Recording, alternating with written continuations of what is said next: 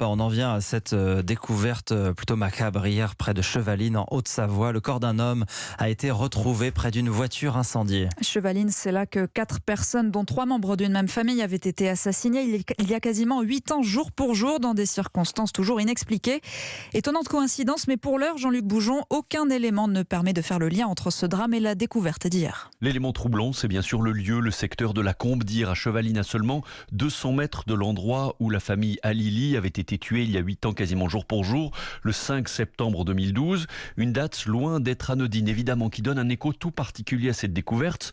Pourtant, selon les premiers éléments de l'enquête, le cadavre trouvé calciné près d'une voiture n'aurait aucun lien avec la tuerie. Il s'agirait du suicide d'un homme de 70 ans, en proie à des difficultés personnelles, mais sans rapport avec les événements d'il y a 8 ans.